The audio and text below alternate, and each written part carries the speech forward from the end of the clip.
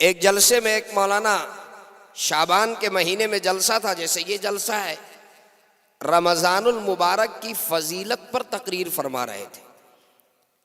تقریر فرما کر چلے گئے، نوجوان جلسے میں شریک رہا، تقریر سن کے واپس گھر وہ بھی گیا۔ رمضان کا چاند نظر آ گیا، پہلا رمضان، پہلی سحری۔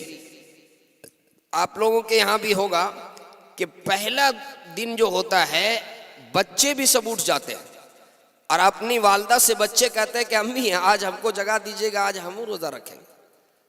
چھوٹے چھوٹے بچے بھی گھر میں سحری کے وقت سب بیدار ہو جاتے ہیں، اور سب روزہ رکھنے کے لیے تیار، سحری کرنے کے لیے تیار رہتے ہیں۔ اور امام صاحب مائک سے اعلان کرتے ہیں اب آدھا گھنٹہ وقت رہ گیا ہے، اب 15 منٹ وقت رہ گیا ہے، اب صرف 10 منٹ وقت رہ گیا ہے۔ امام صاحب نے جب اعلان کیا کہ اب صرف آدھا گھنٹہ رہ گیا ہے، تو بچوں نے کہا کہ ابو سو رہے ہیں۔ ان کی والدہ نے کہا کہ جاؤ اور ابو کو جگا دو، اس لیے کہ سحری کا وقت اب صرف آدھا گھنٹہ رہ گیا۔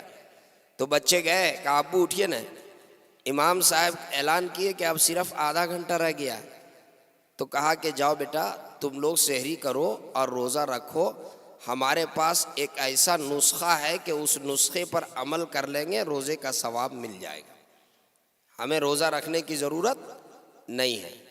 تو بچوں نے کہا ابو جب آپ کے پاس وہ نسخہ ہے تو وہ نسخہ ہم لوگوں کو بھی دے دیجئے نا، ہم لوگ بھی اسی نسخے کے اوپر عمل کر لیں گے، ہمیں بھی روزہ رکھنے کی ضرورت نہیں پڑے گی۔ تو والد نے کہا کہ اصل بات یہ ہے، رات بھر جلسہ سن کر کے اور اس نسخے کو میں نے حاصل کیا ہے، رات بھر جلسہ سنے ہم اور فائدہ اٹھاؤ تم لوگ، اس لیے پہلے مجھے فائدہ اٹھانے دو، اس کے بعد پھر تم لوگ کو بھی بتائیں گے۔ خیر پہلا دن روزہ نہیں رکھا، نسخہ ہاتھ میں، بچوں سے کہا کہ دیکھو کوئی مانگنے والا سائل، کوئی فقیر، کوئی محتاج آئے گا تو ذرا مجھ کو بتا دینا، میں اندر کمرے میں رہوں گا دن میں۔ پہلا دن روزے میں تو ایسے آدمی کہتے ہیں نا کہ چرمرال رہتا ہے، کوئی جو ہے مانگنے والا بھی پہلا دن نہیں نکلتا ہے، کوئی نہیں آیا۔ دوسرے دن پھر سحری کے وقت جب امام صاحب نے اعلان کیا کہ اب صرف آدھا گھنٹہ رہ گیا ہے، تو پھر بچوں نے کہا ابو آج کیا ارادہ ہے، سحری کریں گے، روزہ رکھیں گے؟ کہا بیٹا ابھی نسخہ ہاتھ میں، ابھی نسخہ ہاتھ میں ہے، پریشان ہونے کی ضرورت نہیں ہے، کوئی مانگنے والا آئے گا تو صبح ذرا بتا دینا۔ اتفاق سے دوسرے دن بھی کوئی نہیں آیا، تیسرے دن ایک مانگنے والا چلا آیا۔ تیسرے دن بچوں کو پہلے سے ہدایت کی گئی تھی کہ اگر کوئی مانگنے والا آ جائے تو فوراً آگاہ کرنا، فوراً بتا دینا۔ بچے اندر گئے، کہا ابو وہ دیکھیں نا ایک مانگنے والا آیا ہے، ایک فقیر، ایک ضرورت مند باہر آیا ہے۔ تو فوراً وہ اٹھا اور تہبند لنگی باندھتے ہوئے باہر نکلا اور کہا کہ جلدی سے صوفہ سیٹ نکالو اور اس کو بٹھاؤ، بہترین سے صوفہ سیٹ پہ بٹھاؤ۔ اب وہ فقیر بھی بیچارہ سن کر کے اندر سے بہت خوش ہوا، گدگد ہو گیا کہ لگتا ہے پہلا ہی دن پورے رمضان کا معاملہ حل ہو جائے گا، پورے رمضان گھومنے کی ضرورت نہیں پڑے گی، پہلے دن مسئلہ حل، اس لیے کہ صوفہ سیٹ پر بٹھا رہا ہے۔ لوگ فقیر کو جو ہے باہر بیٹھنے کے لیے جلدی سے کرسی نہیں دیتا ہے، اور اس نے کہا کہ بابو صوفہ نکالو اور ان کو بٹھاؤ۔ خیر وہ بیٹھ گئے، اس کے بعد کہا کہ بابو فریج سے بوتل نکالو، ٹھنڈا پانی ایک گلاس میں ڈال کر کے لاؤ۔ تو بچے نے پانی لایا، انہوں نے کہا یہ پانی کس کے لیے؟ فقیر نے پوچھا کہ آپ کے لیے، پانی پیجئے۔ کہا کہ نہیں معاف کیجئے گا، میں مسلمان ہوں، میں مسلمان ہوں اور روزے میں، اس لیے معاف کیجئے، میں پانی نہیں پیوں گا۔ کہا کہ سنیے 3 دن سے آپ کا انتظار کر رہے ہیں، 3 دن سے آپ کا انتظار کر رہے ہیں، پانی پینا پڑے گا۔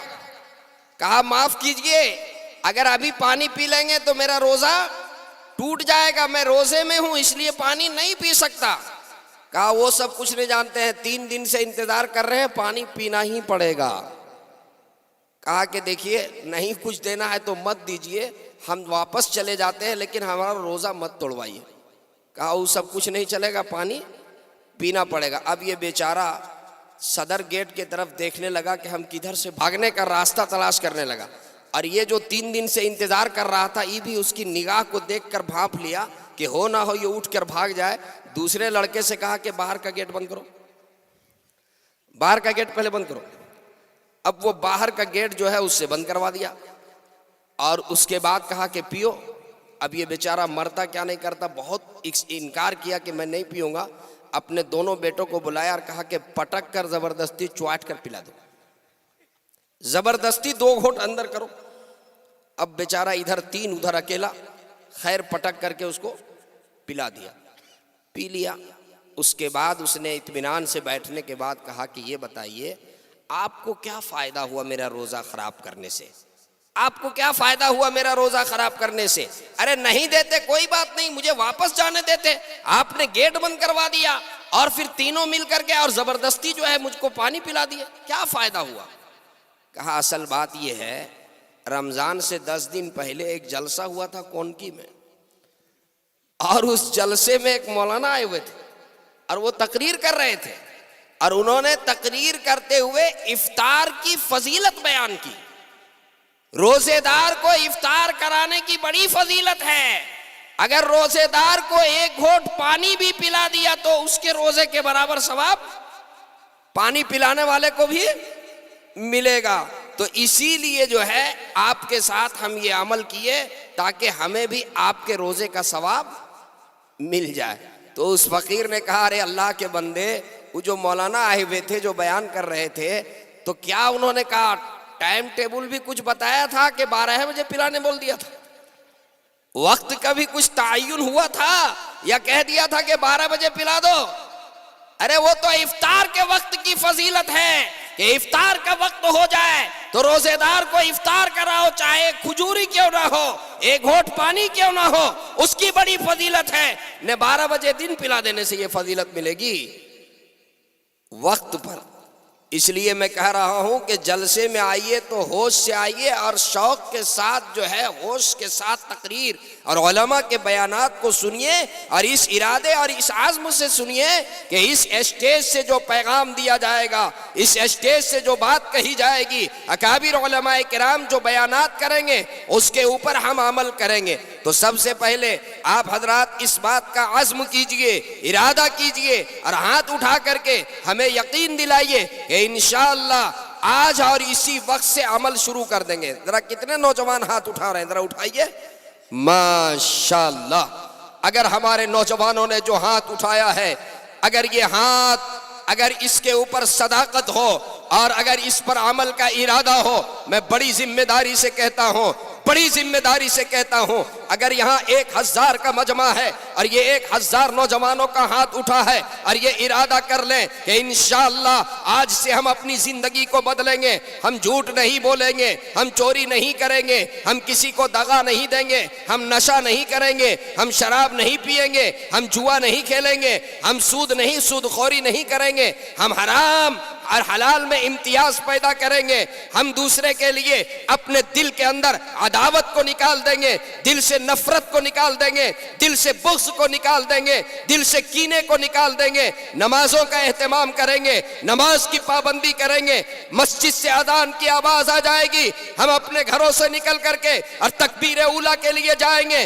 اور مسجد میں جا کر کے اور تکبیر اولیٰ کے ساتھ نماز پڑھیں گے، تہجد کا اہتمام کریں گے، قرآن کریم کی بھی تلاوت کریں گے، تسبیح بھی پڑھیں گے، اور اگر قرآن پڑھنا نہیں آتا تو ہم اپنے امام صاحب کے پاس وقت مانگ کر کے اور قرآن بھی پڑھنے کے لیے سیکھیں گے، اپنی زندگی کو مرتب کریں گے۔ اے نوجوانوں، اگر تم نے یہ طے کر لیا کہ ہم اپنی زندگی کے اندر انقلاب پیدا کریں گے، ہماری زندگی، ہمارا ایک عمل محمد الرسول اللہ صلی اللہ علیہ وسلم کی سنت کے مطابق ہوگا، ہمارا چلنا، ہمارا اٹھنا، ہمارا بیٹھنا، ہماری خوشی کی مجلس، ہمارے غم کی مجلس، ہمارا ایک ایک عمل، ہمارا کردار، ہمارا اخلاق، ہماری گفتگو محمد الرسول اللہ صلی اللہ علیہ وسلم کے دیوانوں کے جیسا، غلامان مصطفیٰ کے جیسا ہوگا۔ میرے نوجوانوں، اگر آپ نے یہ عزم کر لیا، قسم خدا کی، قرآن کریم کی آیت میں نے پڑھی، ان ھذا القرآن یہدی للتی ہی اقوم،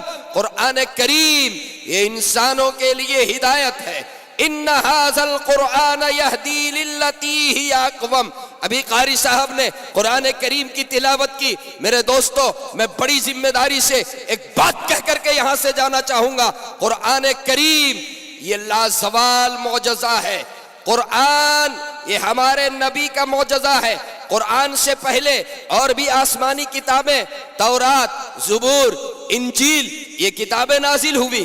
تورات، زبور، انجیل یہ کتاب کے شکل میں آئی، بعد میں یہ بکھر گئی۔ قرآن کتاب کی شکل میں نہیں آیا۔ قرآن کبھی ایک آیت، کبھی ایک چھوٹی سی آیت، کبھی ایک چھوٹی سی سورت، کبھی ایک بڑی سورت، کبھی ایک پارے کا ایک حصہ، اس طرح سے قرآن کریم بکھر کر آیا۔ لیکن جو کتاب کی شکل میں، آسمانی کتابیں جو کتاب کے شکل میں آئی، وہ بعد میں بکھر گئی۔ قرآن یہ کتاب کی شکل میں نہیں آیا، یہ بکھر کر آیا، ایسا جڑا کہ اب قیامت تو آ سکتی ہے، یہ الگ نہیں ہو سکتا، یہ بکھر نہیں سکتا۔ کیوں؟ اس لیے کہ قرآن سے پہلے جتنی آسمانی کتابیں، تورات حضرت موسیٰ علیہ السلام پر نازل شدہ کتاب، انجیل حضرت عیسیٰ علیہ السلام پر نازل شدہ کتاب، زبور حضرت داؤد علیہ السلام پر نازل شدہ کتاب، حضرت موسیٰ علیہ السلام، حضرت عیسیٰ علیہ السلام، حضرت داؤد علیہ السلام پر جو معجزہ نازل ہوا، جب پیغمبر دنیا سے رخصت ہوئے، معجزہ بھی رخصت ہو گیا۔ پیغمبر دنیا سے گزر گئے، ان کا معجزہ بھی دنیا سے رخصت ہو گیا۔ بتائیے، آج اگر کسی کو حضرت موسیٰ علیہ السلام کی لاٹھی مل جائے، عصائے موسیٰ مل جائے، تو سمندر میں راستہ بن سکتا ہے؟ کیا حضرت سلیمان علیہ السلام کی انگوٹھی مل جائے تو کیا اس کی حکومت پوری دنیا میں قائم ہو سکتی ہے؟ جی نہیں، جی نہیں، یہ تو قرآن کا معجزہ ہے، یہ میرے نبی کا معجزہ قرآن۔ یہ کل بھی معجزہ تھا، یہ آج بھی معجزہ ہے۔ یہ کل بھی اثر رکھتا تھا، یہ آج بھی اثر رکھتا ہے۔ یہ کل بھی تاثیر رکھتا تھا، یہ آج بھی تاثیر رکھتا ہے۔ یہ کل بھی دلوں کو بدلتا تھا، یہ آج بھی دلوں کو بدلتا ہے۔ یہ کل بھی دلوں کو نکھارتا تھا، یہ آج بھی دلوں کو نکھارتا ہے۔ یہ کل بھی اثر رکھتا تھا، یہ آج بھی اثر رکھتا ہے۔ کل بھی اس کے پڑھنے والے لاکھوں تھے، آج بھی اس کے پڑھنے والے کروڑوں ہیں۔ کل بھی اس کے حفاظ لاکھوں تھے، آج بھی اس کے حفاظ لاکھوں ہیں۔ کل بھی اس کے قرہ موجود تھے، آج بھی اس کے قرہ موجود ہیں۔ کل بھی اس کے مترجم موجود تھے، آج بھی اس کے مترجم موجود ہیں۔ کل بھی اس کے مفسر موجود تھے، آج بھی اس کے مفسر موجود ہیں۔ کل بھی اس کتاب کی حفاظت ہو رہی تھی، آج بھی اس کتاب کی حفاظت ہو رہی ہے، اور صبح قیامت تک کے اس کتاب کی حفاظت ہوتی رہے گی۔ یہ کتاب، یہ قرآن، یہ کل بھی معجزہ تھا، یہ آج بھی معجزہ ہے، اور قیامت تک یہ معجزہ باقی رہے گا۔ اے میرے نوجوانوں، قسم خدا کی، قرآن کا وعدہ ہے کہ جو میرے سفینے میں آ گیا، جو میرے قرینے میں آ گیا، جو میرے زینے میں آ گیا، قسم خدا کی، اے نوجوانوں، دامن قرآن سے وابستہ ہو جاؤ اور محمد الرسول اللہ کا پکا غلام بن جاؤ۔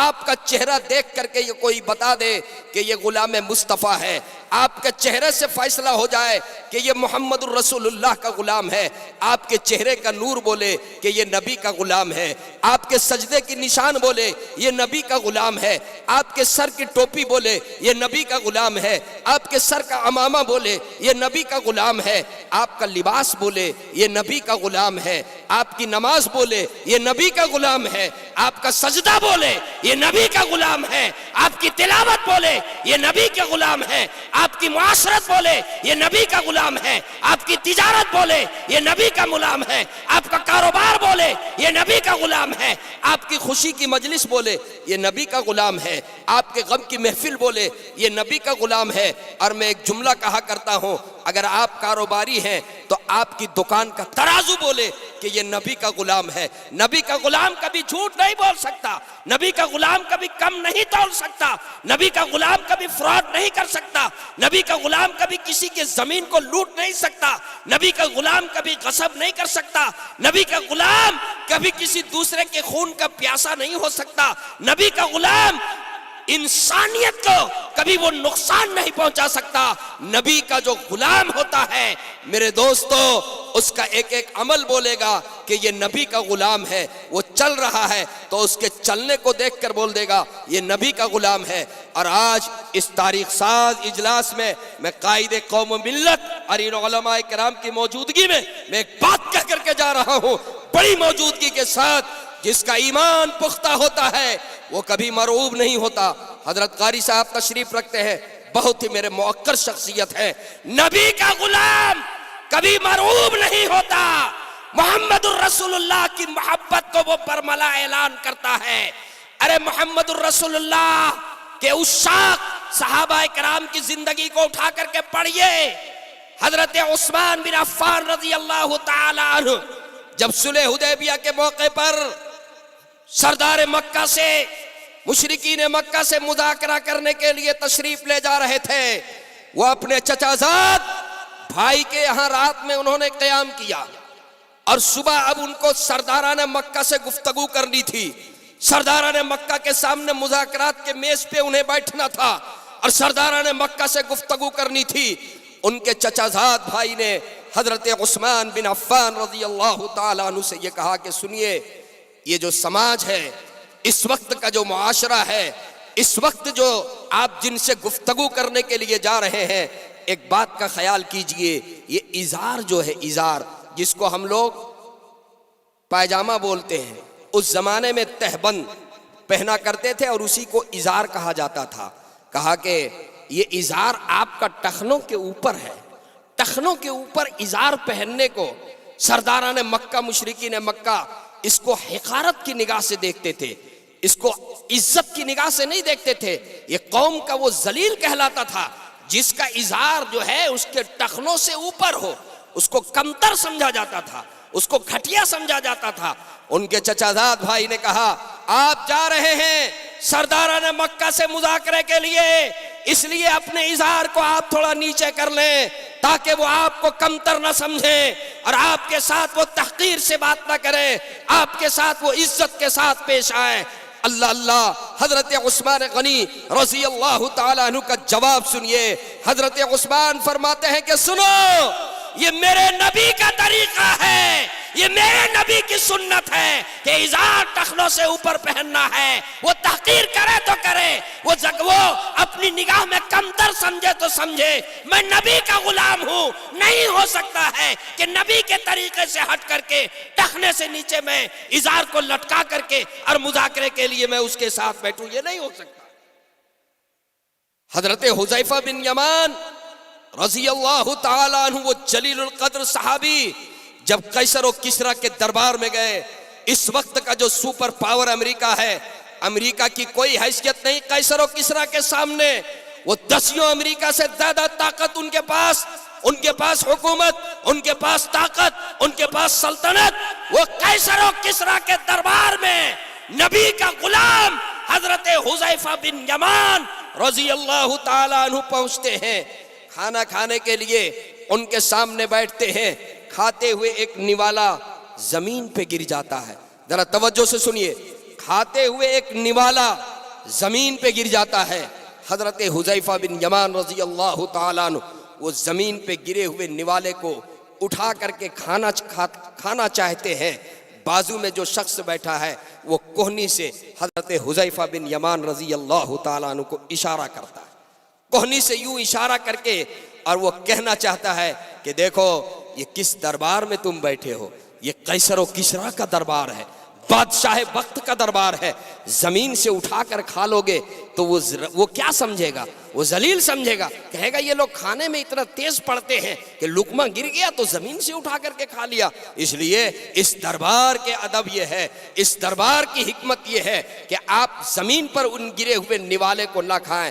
حضرت حذیفہ بن یمان رضی اللہ تعالیٰ عنہ کا جواب سنیے، کہا کہ سنو، ایک قیصر و کسریٰ نہیں، ارے یہ قیصر و کسریٰ کا دربار ہے، میں محمد الرسول اللہ کا غلام ہوں، میرے آقا نے یہ سکھلایا ہے، میرے آقا کا یہ طریقہ ہے، میرے آقا کا یہ عمل ہے کہ اگر گر جائے نوالا اور وہ گندا نہیں کھانے کے لائق ہے تو اسے اٹھا کر کے صاف کر کے کھا لو، یہ میرے آقا کی سنت ہے، میں قیصر و کسریٰ سے مروب ہونے والا نہیں ہوں۔